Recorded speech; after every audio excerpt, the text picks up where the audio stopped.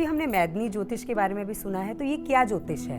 जब आप किसी जोशी के पास जाती हैं तो केवल अपने बारे में पूछती हैं, मेरा क्या होगा, मेरे परिवार का क्या होगा, मेरे बच्चों का क्या होगा, जो भी है XYZ।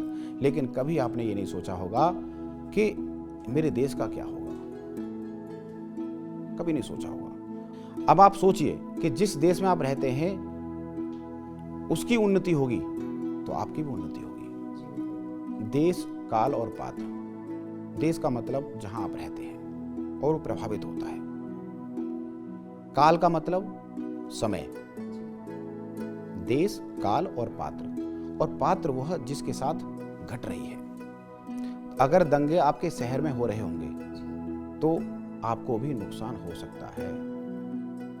अगर बाढ़ आपके शहर में आ रही होगी तो आपको भी नुकसान का सामना करना पड़ेगा। हमने कभी नहीं ये सोचा कि हमारे देश का क्या होगा, हमारे शहर का क्या होगा। तो मैदनी ज्योतिष एक ऐसी ज्योतिष है, आप उसके जरिए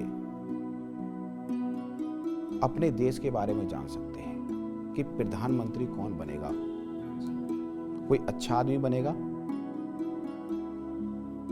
या भूकंप, बाढ़, प्राकृतिक आपदाएं हमारे देश को झेलनी पड़ेंगी, हमारे शहर को झेलनी पड़ेंगी या नहीं इस साल में। या फिर आज गोल्ड का भाव कहां है, या चांदी या कोई और धातु कहां तक गिर सकती है, उसके भाव इस साल कहां तक पहुंच सकते हैं। शेयर मार्केट, ये भी एक मैदनी ज्योतिष का हिस्सा है। देश में जो घटित हो रहा है वो सब मैदनी ज्योतिष बताती है।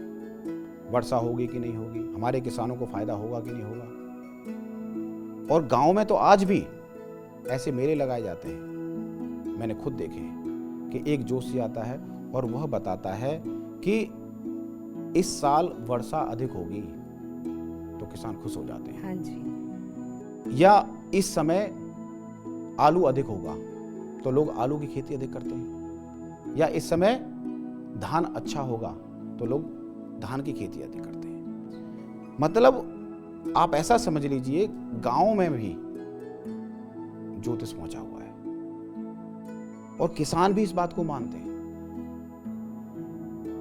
अब तो मुझे मालूम नहीं है, लेकिन जब पीछे हम बचपन में जब भी किसान कोई फसल उगाता था और उसकी सबसे पहले फसल आती थी तो सबसे पहले ब्राह्मण कहा जाता था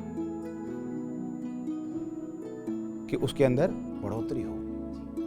आज नहीं मालूम कि लोग क्या करते हैं, लेकिन किसानों को ये कहना चाहूंगा मैं, आप जो पहले आपके परदादा दादा करते थे उस कार्य को आज भी करने लग जाइए, आपको समस्याओं का सामना नहीं करना पड़ेगा। जैसे तरबूज आता था तो सबसे पहले ब्राह्मण के घर जाता था, मंदिर में जाता था।